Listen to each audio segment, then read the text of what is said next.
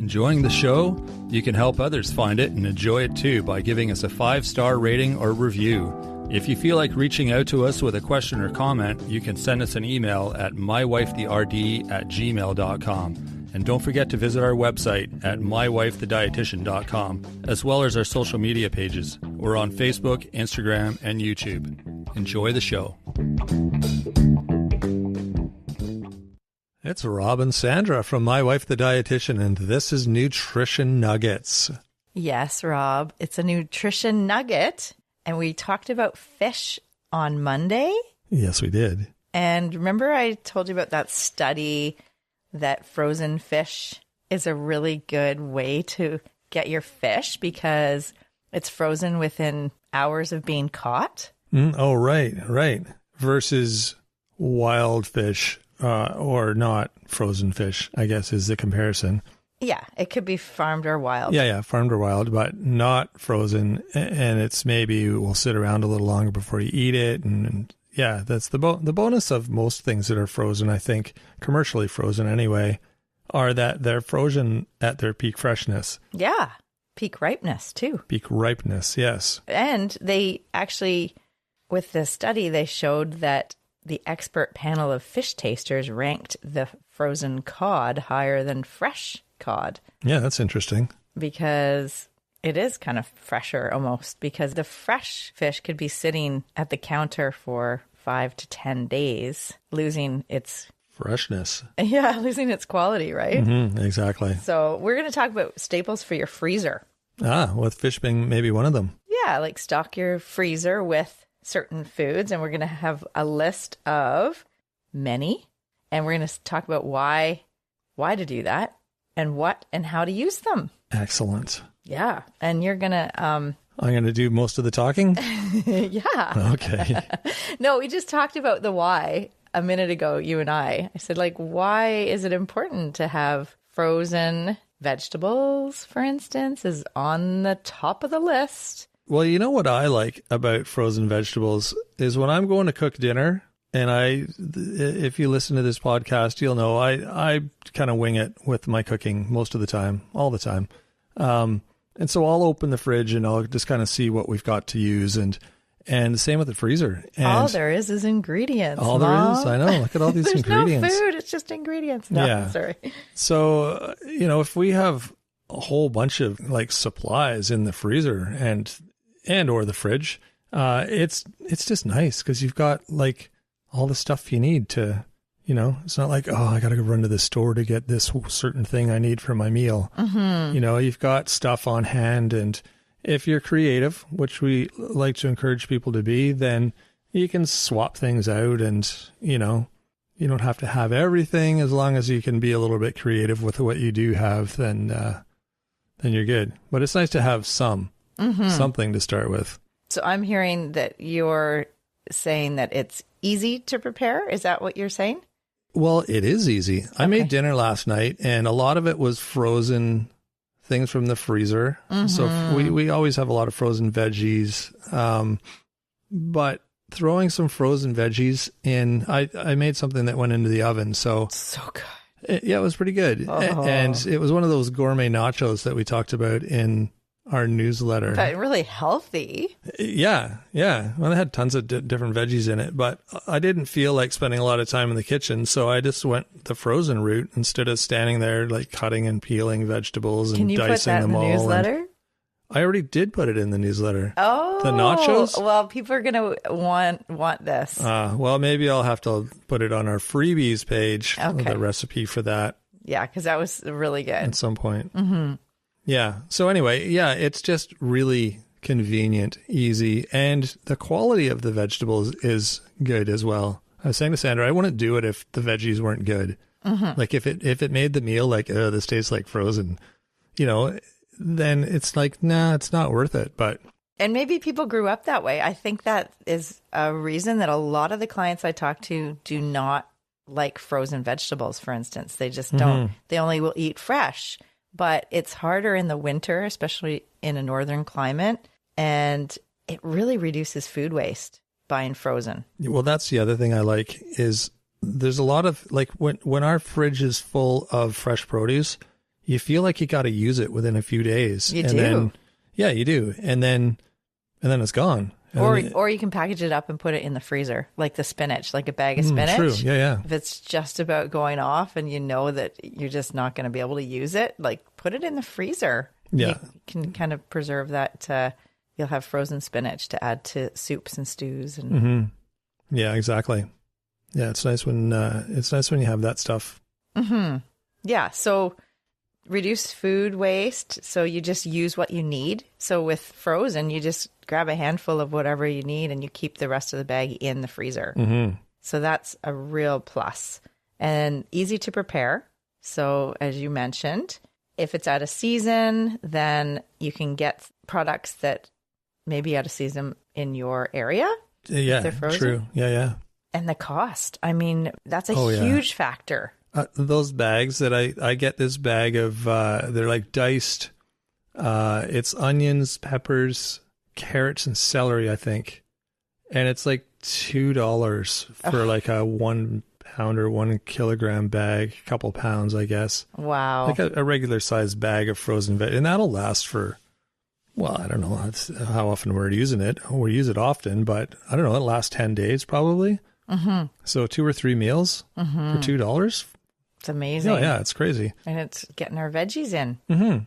Yeah, that's one of the main staples that is on my list here is the veggies. So, Yeah. like you said, the peppers and onions, sometimes they come with other things like carrots and celery, but those are good in fajitas or omelets or stir fries. Yeah, there's a few other ones. The reason I like that one is because it's small. It doesn't Like the it's small not, chunks? Yeah.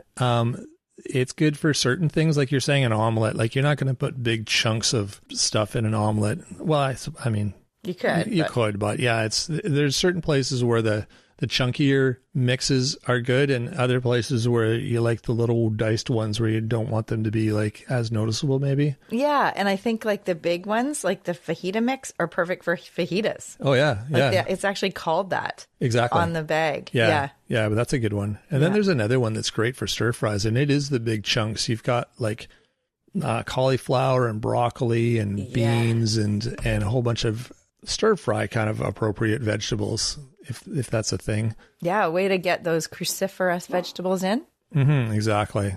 So the other vegetable, you used this the other day, is the spinach or kale mixed greens. Those are good for smoothies or, putting into soups or casseroles or sauteing. What's the trick with that stuff? Because it comes in a brick, and I couldn't figure out. I ended up just throwing the whole brick in the frying pan, but it was just way too much spinach. Yeah. So, like, do you cut a chunk of it off or something? Because is that how you do it? I personally use that for Soup. lasagna. Oh, okay. Like you end up using the whole brick as well. Okay. But with the spinach in the brick, it's good to run it under cold water and like squeeze it and get it. It's a little bit, it's not. Yeah, you don't just jump it in the frying pan the way you do with the other stuff. Well, you could into a soup. I don't know about the fry pan with that. It tasted too much like spinach. Well, like it was just too much. There's way too much spinach in there. Yeah. Yeah. As soon as I did it, I'm like, oh man, this is going to be like overkill. Yeah. Yeah. But that's where experimentation comes in, right? Oh, exactly. So, I like the leafy, like if it's spinach that was fresh and then we freeze it, it's still kind of, you can like cut it up. It's just a bit easier to deal with than the brick. The brick, yeah. Yeah. Well, I guess the brick would be good for a big thing if you're just throw it in the pot, like you're making soup or whatever, and you don't have to sit and keep poking it. Yeah, absolutely. Yeah, it's something that I grew up with having when I was like young, the brick of. Did you ever get that? No, I didn't know that. Really? Yeah. Well, it's been around for a while. Oh, yeah. And it's inexpensive too, right? Yeah. It's been around for a while. Yeah. Thanks. Yeah, for ages, like centuries. Holy. You're so funny. Oh, my goodness. Okay. So, and spinach is great, and kale into like a green smoothie. Like we had St. Patty's Day yesterday. So there's like the green goddess smoothie or St. Patty's Day smoothie. With spinach. Yeah. Yep. And the next one, diced avocado. Oh, there's one. Some healthy fats. It makes it creamy. It's like perfect for a smoothie because you're not, cutting up an avocado. You could do that, but a lot of times it's like, is it going to be ripe? Is it like overripe? But the frozen diced avocado for smoothies, it's a game changer. Mm-hmm. Yeah. I mean, you need ripe avocados for certain things, but like Sandra was saying, you don't need them for a lot of things like the smoothies and any kind of cooking. So that frozen food, like the frozen fruit. That's the next one. Oh my gosh. Yes. Like that whole section, I'm thinking in the grocery store, it's almost an entire aisle now. Like it's massive. Mm-hmm. And they've got everything. Mm-hmm. They've got different mixes.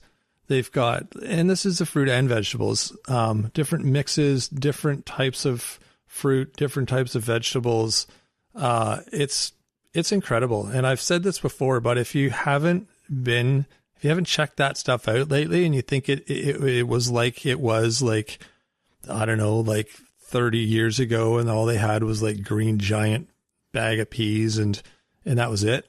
Yeah, no, it's way different now. There's way more variety and it's really enticing. It makes you like, I buy tons of that stuff. Yeah. Our freezer's full of those bags. Yeah.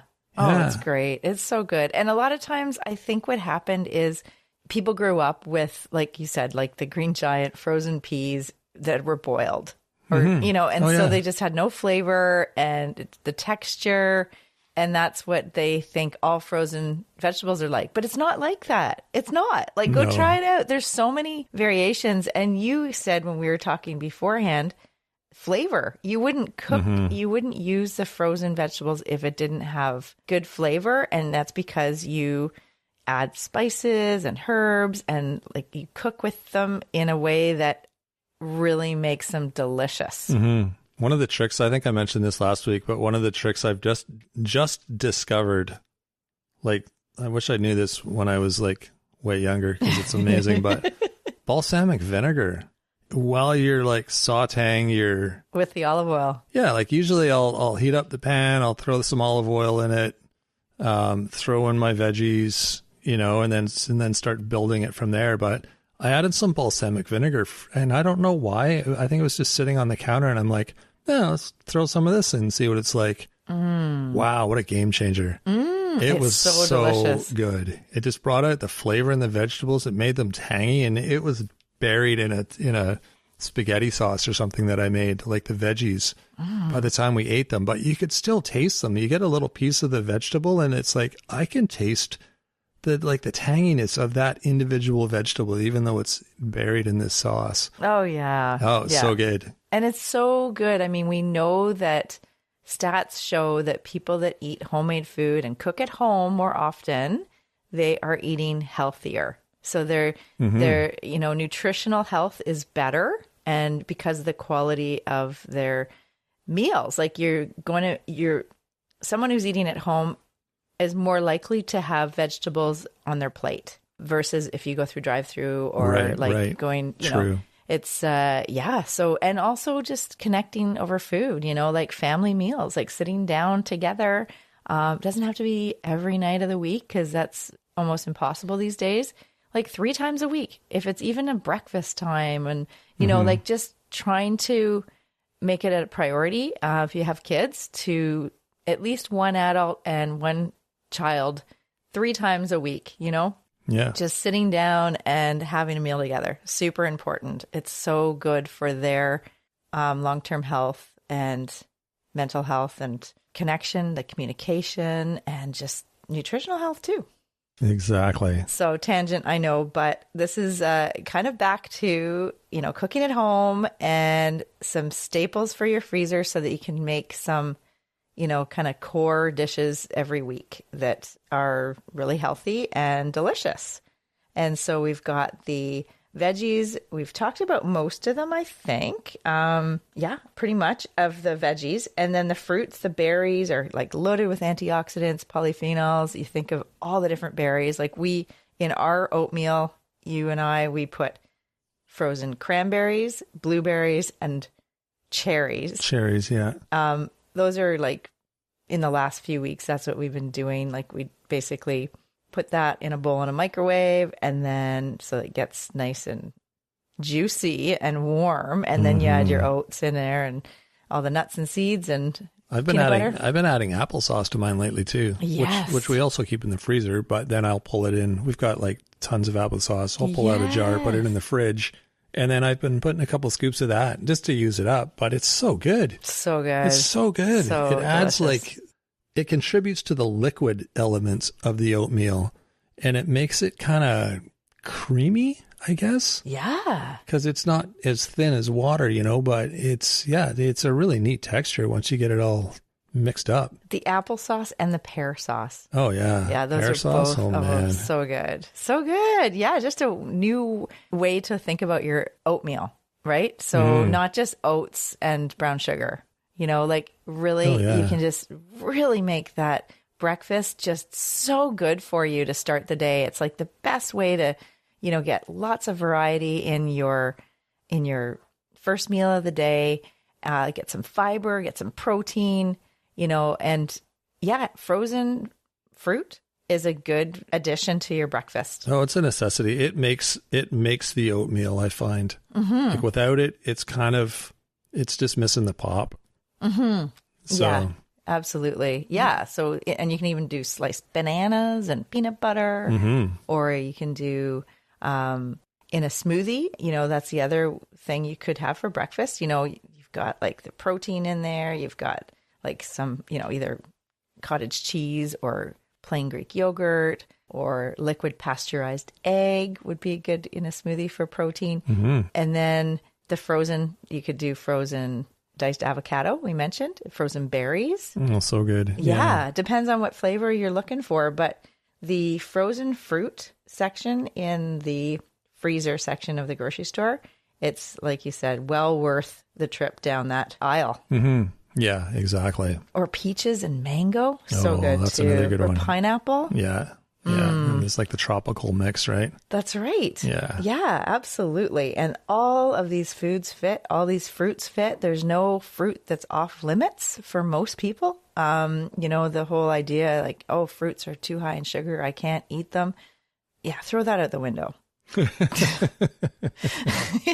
We have to eat for the rest of our lives, right? So if you don't have an allergy, really try to start to reintroduce fruit if you've taken it out of your repertoire. Yeah, you're missing out. Well, it's Mother Nature's natural candy, right? Oh, it's so sweet, but it also has fiber and it has so much nutrition. Like you get vitamins and minerals and the fiber, as I mentioned, and it's a natural food. So please incorporate fruit somewhere in your diet. If it's a snack or a breakfast or dessert after lunch or dinner, it's really great. And frozen in the winter or in the summer, that's fine too. Yeah. Okay, the next thing, I didn't mention, and this is one that really, it's kind of like the protein vegetable category, edamame. Oh, edamame. Yeah.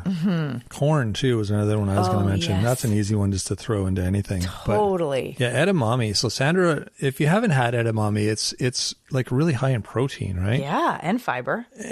Yeah. And Sandra will often just like throw some in a dish, microwave it, or heat it, however you heat it. 2 minutes in the microwave. And then vinegar on it, or just plain, or... I put like rice vinegar. Yeah. Oh my God. It's so good. It's so good. And it's a really nice just appetizer. On its own. Yeah. It's not even like throwing it in a sauce or anything. It's just on its own. It's just, it's delicious. Or put it with your side dish, like with the meal, as one of the vegetables, like in a rice or grain bowl. Yeah. So Yeah, that's a great one. Yeah, that is it's a really good one. And it is a really good source of protein. So yeah. And then the next thing for protein, well, we talked about frozen fish, but obviously frozen chicken thighs, ground beef and turkey, veggie burgers, fish fillets, like the fish that we talked about last time. So, different white fish or salmon, any of the seafood, frozen. Yeah, there's lots of varieties of fish. I think we mentioned that the other day too on our fish episode, but there's a lot more options, I think, right across the board in the grocery stores. There's just way more than there used to be, in a good way. Mm-hmm. Yeah, absolutely. And you can get some of the frozen starches, like so ready to eat, already cooked quinoa or brown rice. You can also buy, whole wheat bread or put it into the freezer when you buy it. If you get it on sale, you can put a loaf in the freezer and use it in the future, or tortillas. Same with all like English muffins, bagels, naan bread, or flatbread, pita. Most things freeze well, as long as you don't leave them in there for 2 years and then expect it to be good. Mm-hmm. If you kind of have a good freezer routine and you're cleaning it out or organizing it somewhat every once in a while. Yeah, and we'll do an episode in the future on like best before dates. And we did talk to Meredith Cushing, dietitian, about food waste, and we talked all about ways to store your food properly. So what goes in the fridge, what goes on the counter with fruits and vegetables. So that's right. We'll put that in the show notes to link back for people to listen to, because that was a really comprehensive interview with her. It sure was. So yeah, I encourage people to go to the freezer section to get some of their food for the week. It will help with your budget, which, cost of food, it's a consideration for everybody. So use the freezer section. I'll mention too, and maybe this is obvious, maybe it isn't, but there's kind of different types of food in the freezer section. Some of them are probably ones you want to avoid. If they're in a box, they're super processed and coated in stuff. That's maybe the stuff that you want to steer clear of in favor of wherever the better stuff is. So just because it's frozen doesn't mean it's healthy. So you still got to be aware of that. Read the labels. Most things will have a label on it if they're packaged. So, but yeah, there are way more options than there used to be. So just take a little tour next time you're in the store if you've got some extra time, and just sort of see what's there. And I've done that recently, and I'm still finding things that are like, oh wow, I didn't know they had this. This is amazing. So it just adds, like Sandra said, adds more to your repertoire, and the more you have to work with at your fingertips, the better off you are when it comes to time to cook dinner. Yeah, absolutely. And I totally forgot a whole section that is important to consider. Pretty much most dairy will freeze fine. So if you have yogurt in the fridge and you're going away and you don't want it to be wasted, stick it in the freezer. Or you can buy frozen yogurt. You can buy cheese can go into the freezer, cottage cheese, any of the plant-based alternative type of milks, they can go into the freezer too. And I forgot to mention nuts and seeds. I mean, if it's a warm climate, it's good to put them in the freezer, because those fatty acids that are so sensitive to heat and to light and air will be stored better. They'll last longer if they're in the fridge or freezer. Right. Yeah, they're good when they're cold. Yeah, it's a different kind of crunch to them. Yeah, or just if you're storing them for long term, and then you take it out when you need it. Right. Yeah, and then the already cooked lentils or legumes, those are also okay in the freezer. Perfect. There's some great tips for your freezer. Yeah, just get creative with the flavors. Exactly. Check out our website for more great ideas. We've got lots of blog articles there with different ideas. Different authors have contributed. So there's a lot of great information there. If you haven't been, check it out. You can also sign up for our weekly newsletter. It's a free weekly newsletter. Lots of great ideas and tips there as well. You can find that on our website. It's mywifethedietitian.com. While you're there, if you have questions you'd like us to answer and discuss on the show, you can email us your question. It's mywifetherd@gmail.com. You can also find us on Facebook, Instagram, and YouTube. Feel free to leave us a message there, or a comment, or just a thumbs up, or a like, or a happy face, or a couple of hearts, or whatever seems appropriate. We love hearing feedback, whatever way you're able to provide it. Speaking of that, rating and reviewing is a great way to provide feedback. It helps us, it helps other people find the show, and it just makes everyone feel good. So that's something you can think about next time you're listening to our show. You can share with your friends too. That's another thing that's super helpful and everyone appreciates. So that is it for this week. We will be back next Monday with a full episode. So until then, have a fantastic week, everyone. Thanks for joining us today on My Wife the Dietitian. If you like what you heard, don't be shy. Leave us a comment or review, and be sure to share our podcast with your friends. If you'd like to hear more, hit that subscribe button. You can also follow us on our social media pages for updates, episode trailers, and other odds and ends. For more info and links on what we discussed on today's episode, check the show notes. We'll be back next week with another informative and fun-filled episode.